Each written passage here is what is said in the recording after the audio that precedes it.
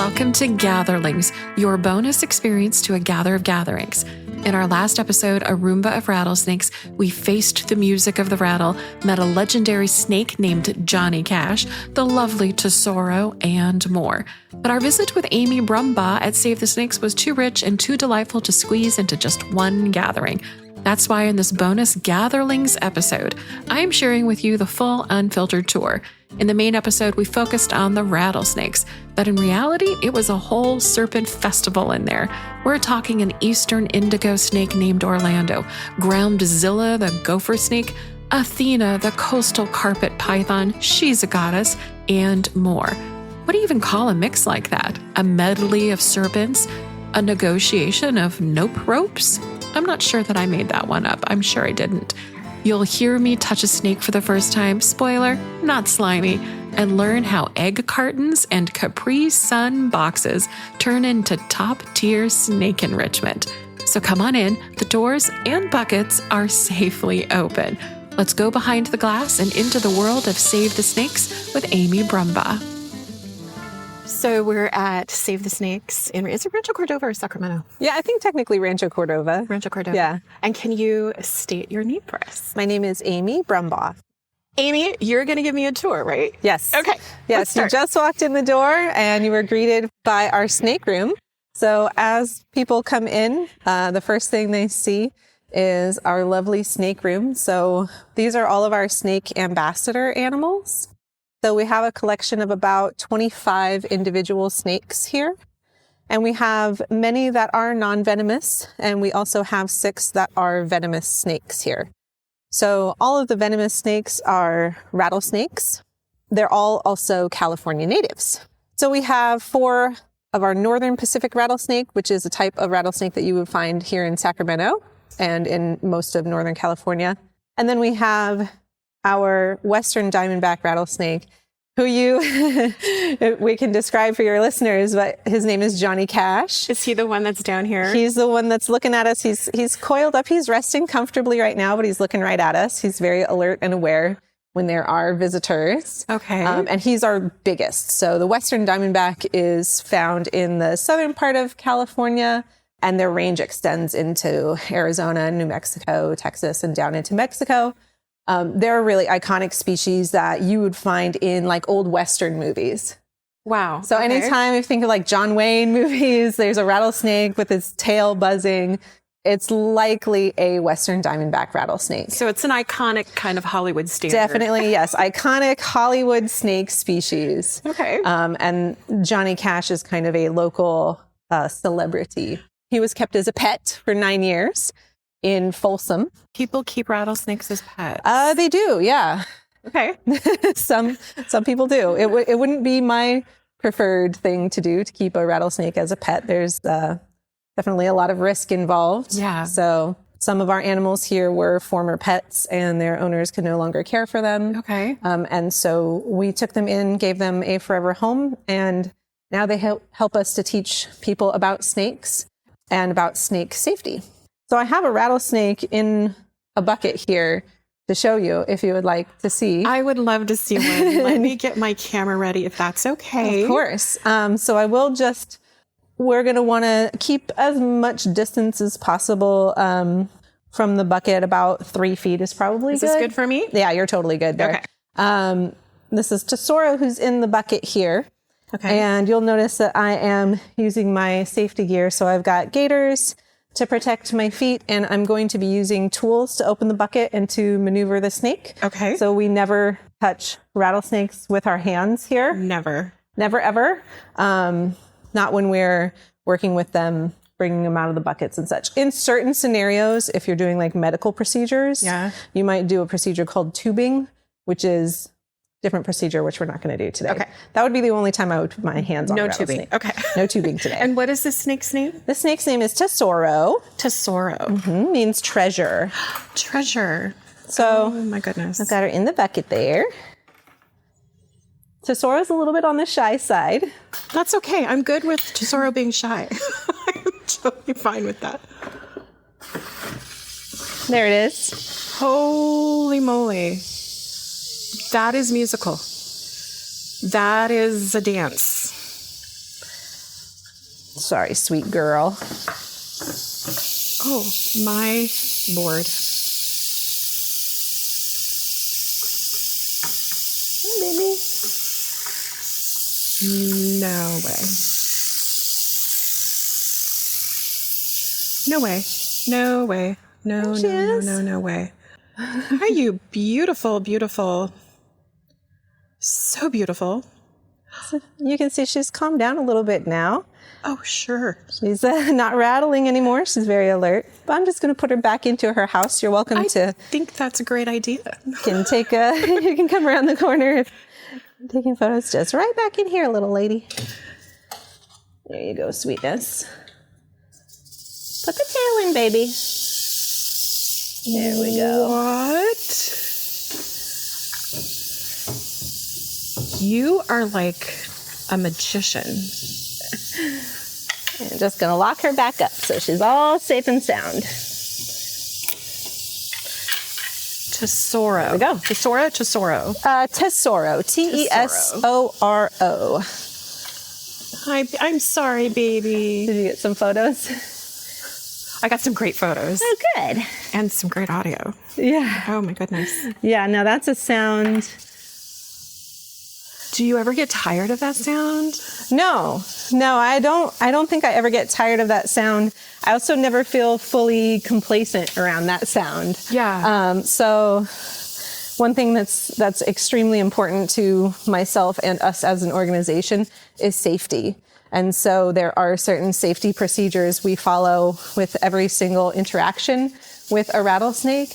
And so we never want to be complacent, because you run the risk of making a mistake if you become complacent or you're rushing or For sure. you skip a step. So safety is number one priority with these animals. So as she's rattling, is she just saying, hey, you're bothering me, get away? She's scared. She's scared. Yeah, she's scared. She's one of our more shy rattlesnakes. Oh, bless her heart. She tends to spend more of her time kind of hiding away in her little hides that we offer them. Some of the rattlesnakes that we have hardly ever rattle. Okay. Dorado here, Dorado. he rarely rattles. Oh, he's a tiny little guy. Yeah, he's actually pretty big. He's big enough? He's bigger than Tesoro that you saw there. He's just, you can only see his face there. And then we have Mr. Cool down here. He's another one who's a little bit on the shy side. His name's Mr. Cool. Mr. Cool. He's Dorado. from Cool, California. I love that. That's so fitting. Dorado was found in the El Dorado Hills area. Oh, I love that. And then we have Lucky Strike, who she was out earlier, but she's hiding now. I feel like a Lucky Strike. She's under her little egg carton there. I love the decorations that they all have in their little, what do you call them, like pods or? Yeah, so we call them enclosures. These are all Vision style. Vision was the brand, the company. And they graciously actually donated all of these to us. Oh, wow. Which is great. And so everything that we've got inside of their enclosures, we call that enrichment. Enrichment, okay. Yeah, so we give them things that they can use to hide in, things that maybe have interesting textures. We don't want them to get bored or feel insecure. For sure.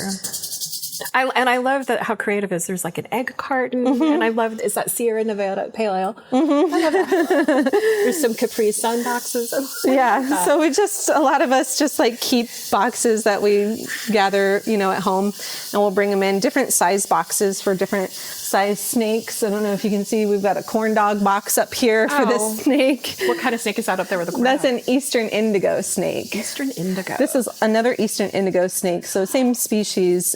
He's a little bit easier to see, though. His name is Orlando. Orlando, you're so pretty. Yeah, he's a gorgeous snake. This is one of my favorite snake species. They're native to Florida. They are endangered, and they're a snake-eating snake. So they're like the hero snakes. Well, maybe. Depends on how you feel about snakes, I guess. But they do sometimes prey on rattlesnakes, which is something that they have in common with our California king snakes. Okay if I follow you? Absolutely. Okay. I'm sure Tesoro would prefer it. She's like, get away. Tesoro. So we have a California kingsnake in here, which is, as the name suggests, a California native. Now, is this a venomous one? No. Okay. California kingsnakes are non-venomous. Sweetheart. They're another one that is a snake-eating snake, and the scientific term for that is Ophiophagus. Oh my goodness. How beautiful are you? Let me take a picture. Indy, hold still. Her name is Indy. Indy. Hello, Indy. You are so beautiful. Pretty girl. Oh my goodness. There we go. Thank you. Hi. Yeah, so this is an iconic California species. They're pretty broad distribution in California. Okay. So you might find these in Sacramento. I grew up in the Bay Area, running around, finding them all over the place there. And if you have one of these in your yard, this is a good snake to have around if you're nervous about rattlesnakes, because they do prey on rattlesnakes. Even like the bigger ones, is it like a size? So they are gape limited. So they can only eat things so big. Oh, gotcha. Snakes can't truly unhinge their jaw like it shows in cartoons, you know, where you have a little tiny snake and then a huge outline of like an elephant. And then the rest. No. They've got lots of bones in there. Ribs and backbones. They got like 200 to 400 vertebrae. So they can only eat things about as big as the biggest part of their body. So the cartoons are lying to us. The cartoons are, sadly, lying to us. But most of the rattlesnakes around here are relatively small, 2 to 4 feet on average. And these king snakes can get pretty big as well. Wow. Up to about 5 feet. Indy's kind of on the smaller side. How old is Indy? Indy is an adult. So with a lot of our snakes, we don't know their exact age because of their background. But Indy is, I could double check it for you, but I believe at least 10 years old. Definitely an adult. So beautiful. Let me take another picture, Indy. You are gorgeous. Excuse you. Hi, Indy. Here we go. Thank you, girl. Yeah. Do you want to touch her? Can I? Yeah. Oh, that's so smooth. Were you expecting smooth or slimy? I was expecting a little more slimy. Yeah. They're not wet. They're not. No. They actually don't have any sweat glands. Got goosebumps. It's so cool. They can't produce really any like sweat or secrete any kind of slime. They're very, very smooth and dry and feels cold, right? Very smooth, very sleek, almost like stone. Yeah. So these kind of scales, they're not keeled. So they're very, very smooth scales. What does keeled mean? So with keeled scales, if you are able to look at Johnny's scales there, you see how they look kind of pokey? Yeah. So each scale has a ridge running right down the center of it. So like a keel of a ship. Oh, okay. And it gives him a very prickly appearance. Well, you are a rattlesnake. You're a little prickly. Huh? But not only rattlesnakes have keeled scales. There's another snake I'll show you. Portosoro. I'm sorry, baby. She'll be okay. I appreciate, though. I'll give you a shout out on the podcast. Oh, yes. She's like, I will shout too. So I have another really cool California native here. Hello, sir. This is not venomous? No. If I'm opening it with my hands, it's not venomous. Good That was the only venomous snake that I was gonna show and tell today. Venomous snakes are now enclosed. Yes, they are all locked and closed. Hi, Mr. Man. Can you come in, sir? Yeah, one of those safety precautions that I was talking about is we never open a rattlesnake or a venomous snake enclosure with our hands. We always keep our distance and use our tools to open. Smart. Mr. Man. And everything's locked up and everything is locked, and they're all secure. Hi, mister. Is that his name, Mr. Man? Oh, no. His name is actually Groundzilla. Groundzilla. Yeah, GZ for short. I, of course, have nicknames for all of them individually. Yeah, isn't he gorgeous? Oh, Groundzilla. Hello, my friend. You are so pretty. He's also one of our oldest ambassadors. He's estimate about 20 to 25 years old. And remind me, what kind of snake is he? He's a gopher snake. A gopher snake. Yeah. So not venomous, not at all dangerous to people, but very frequently confused for a rattlesnake. And you can kind of see why, right? He's got patterns blotches. Yeah. So we call these blotches on the back, and the rattlesnakes also have blotches. Gopher snake does have slightly keeled scales. So if you feel his scales, yeah. Okay. See how it feels a little bit more bumpy than Indies, which were very smooth. And if you look real closely at some of those scales, you can see the ridge right down the center. Thank you, Groundzilla. Mm-hmm. Beautiful boy. You're so handsome. The gopher snakes are also another way to identify them from rattlesnakes. They are a little bit more glossy, shiny in appearance. Yeah, the rattlesnake can kind of have like a dullish appearance in their finish. And the gopher snake has a more slender face and head. The rattlesnake has a more of a triangular shaped head, well-defined neck. Finally, the gopher snake has a very, very pointy tail and no rattle. Oh, look at that. Groundzilla, you are so cool. He is awesome. Very, very gentle snake. One of our ambassadors, so... Is he popular with the people who meet him? Yeah, he's very popular. We have 4 gopher snakes here, so these 4 are all gopher snakes. When you do events and outreach and stuff, do you typically take a certain kind of snake? Yeah, so they all take turns. We want to make sure that they don't get like too much exposure. Gotcha. Snakes generally are shy animals, and while these snakes are more comfortable with people than like their wild counterparts, we still want to make sure that they get rest between events and things like that. Sure. So that's why we have so many. Like we have 4 gopher snakes. We can take turns who goes out. We also keep in mind like what's going on with their life, whether or not we're going to take them out. So snakes will shed their skin. And when they shed their skin, they shed it all in one piece. And so we like to give them a break when they're in that process of shedding so that they're not getting picked up. Because, you know, imagine trying to crawl out of your own skin. And I just feel like that would feel kind of weird and icky. Their eyes typically his look cloudy all the time because he's old and he has cataracts. But when a snake is about to shed, its eyes will kind of cloud over. And that is they're producing like a lymph fluid to help them to assist with sliding out of that skin. Oh, how fascinating. And because the eyes they do not have eyelids. So you'll never see a snake blink. Constantly open. Or wink. They're constantly open. So that's a scale also that covers the eye for protection. So they sleep with their eyes open? Mm-hmm. Wow. Yeah. That snake in Harry Potter never could have winked at him. I love that. So when they're doing their little tongues out, like they're constantly doing, are they smelling? Are they just getting sensory of the environment? Yeah, so it's olfactory. Okay. So it is tied to the sense of smell, but it's a specialized sense of smell.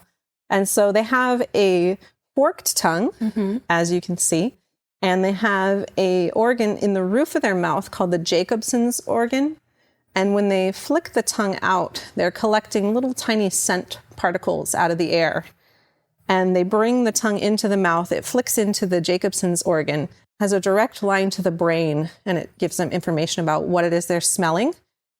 It also gives them directional information, which is why the tongue is forked.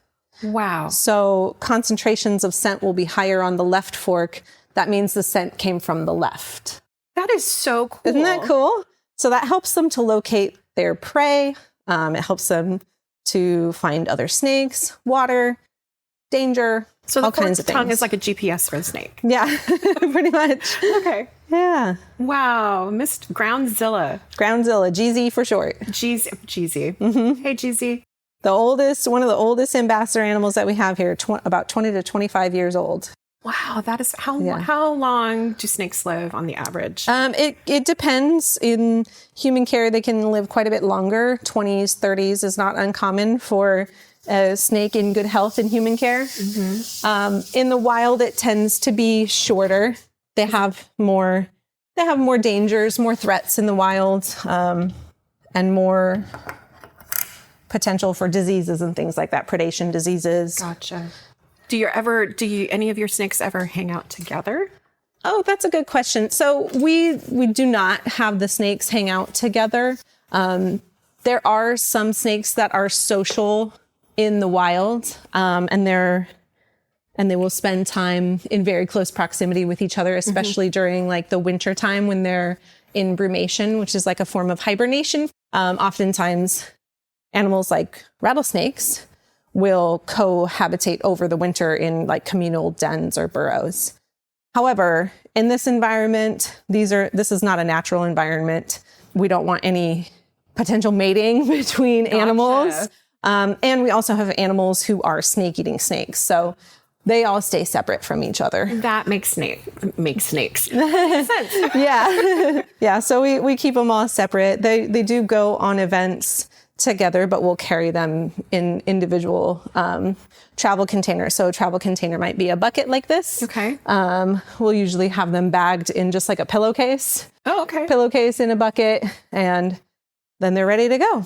So one of our goals as an organization is to have our Snake Conservation Center, which is here, be a hub where people can come and learn about snakes and see them in person and have that kind of one-on-one personal interaction, which we believe really helps to foster a sense of empowerment as well as kind of like wanting to care for these animals in the wild as well. For sure. I mean, I've got goosebumps just seeing, what is his name again? That's Orlando. Orlando. Just seeing Orlando and Johnny Cash, who I'm like kind of partial to just because that's so cool. But He's very cool. I came in here going, I know they're important and I know they're beautiful, but you, I think, develop a reverence for them when you meet them in person. I agree. Yeah, I think that meeting an animal like a snake, which is such an iconic animal, also such a feared animal, for many reasons. Yeah. Seeing them in person and seeing how they behave when they're not being shown rattling, striking, biting in a movie, kind of give you a better sense of how they really are as animals. Yeah. And he's just super active. He is. He looks like a show off. I don't know. Is Orlando a show off? He is. He's very intelligent and very curious. One thing that's fun about being around these animals for a long period of time is getting to know their individual personalities. We have a couple more snakes in the other room that deserve to be mentioned. These are all non-venomous animals here. So this room in here is our training room. Okay. And where we will host like talks and events and things like that. But we have Athena here, who is a coastal carpet python. So this is an exotic python species native to Australia. Wow. What is her name again? Athena. Athena. Like the goddess. Goddess. Yes. So she's very popular. She's one of our longest at probably about 7 or 8 feet long, but her and Johnny Cash are probably pretty close in length. And I noticed, do each of these container enclosures have like whether it's non-venomous? They do, yeah. So the kind of orangey color is non-venomous, and then the red is venomous. Red is usually associated with venom. Hi, Athena. Now, can they sense us on the outside of the glass? Oh, yeah, absolutely. She can both see, smell, and hear us. I am a friend, not a foe. Yeah, she's very sweet. She's very outgoing. She goes to a lot of events, meets lots of people at our various events, and is usually very, very popular. Now, is her skin keeled? Is that what it is? Hers is not. So hers, as you can see, those overlapping scales are really smooth. Being a python, she's a constrictor. So the way that they eat is they will very quickly grab hold of their food and then rapidly wrap their body around the body of the prey and squeeze. So that constriction is what stops the heart. You are a warrior. and a lovely creature. Yes, she's very beautiful. We have another one over here who's, this is a very gregarious snake. She is Medusa. Medusa. And she's right down here under the log there, if you can see. There she is. So she's a dwarf reticulated python. How pretty. Another exotic species, the reticulated python is one of the longest snakes in the world, up at about 30 feet. Dwarf reticulated python get maybe 11 feet long. Wow. She is another former pet, spent a lot of time apparently hanging out with her former owner, just like watching TV, chilling on the couch. So she's really comfortable with people and also comes out and does a lot of events and is very popular. So is she really big like this one? Is that why she's got such a big enclosure, or? She's more long than she is wide around. But yes, she has a potential to get up to about 11 feet long. So we want to give her room to. Wow. Yeah. The longest snake I've ever met was probably 8 feet long or so. It was another coastal carpet python. I have worked in facilities where they had anacondas, but I didn't work directly with the anaconda. Okay. So I can't count that one. You were anaconda adjacent. Yeah, I was anaconda adjacent. And then the last of our little ambassador buddies is this really beautiful and interesting looking snake. And I can bring him out because he is just so cool. He's a completely different color. Pardon me, sir. The color and the pattern often relates to how they live. Sir, can you come here, please? You're all wrapped around your vine. It's like it's a rainy day. I'm chilling. So this is an arboreal snake, meaning they spend most of their time up in the trees. And so he's green so that he can blend in with the vines and the leaves. What is his name? His name is Ozma. And Ozma is a rhino rat snake. I was going to ask, is that because of the pointy thing on the end of his head? They're also known as the green unicorn. Got a nice little proboscis there. So it's just an extension of the scales. So he doesn't love it, but it's just an extension of the scales. So it's soft, so it wouldn't really help them with any kind of like burrowing or anything like that. Scientists aren't 100% sure why they have it. It may help them to look more like the vines or the leaves. As you can see, he blends in really well. Stem or, like the tip of a leaf. How fascinating. Very beautiful snake. Very petite, too. Yeah, he's a little bit on the smaller side. All right, sir. But you are just as fierce, my friend. He is just as beautiful. Interesting thing about these snakes is when they're born, when they're hatched, I should say, this species, they're more terrestrial. So they're like a grayish color when they're hatched. And then as they age, their kind of life habits change. They become more arboreal. And when they hit maturity at around 2 years old, they transition from that grayish color to green. So it's kind of like a camouflage technique thing? Yeah, as you can see in here, he's surrounded by all of this green. Imagine him in a rainforest. It would potentially be very difficult to see him. He's so stately. Yes, he's very proud. He looks very proud. It's a beautiful snake. Thank you for your snake tour. Yeah, absolutely. So these are all of our ambassadors who aid us in our mission to help educate people in our community here. That was my full tour of Save the Snakes with the amazing Amy Brumbaugh. She has the coolest job ever at Save the Snakes, and they're doing such important work. And I am still not over touching Indy for the first time and meeting my very first rattlesnake. That I know of. You just never really know who or what is lurking under the rocks, warming their rattles. Stay curious, stay cool and collected, and maybe say hello to a snake from a safe distance if it's the rattling kind. And stay tuned for Gather Strands, the creative thread of A Gather of Gatherings, where we will weave together poetic musings, original storytelling, and a few other surprises. Don't forget to follow A Gather of Gatherings wherever you get your podcasts and linger. And visit gatherofgatherings.com for show notes, photos, and more bonus content. Until next time, gatherers, what's your favorite collective noun? Go on, I'm listening.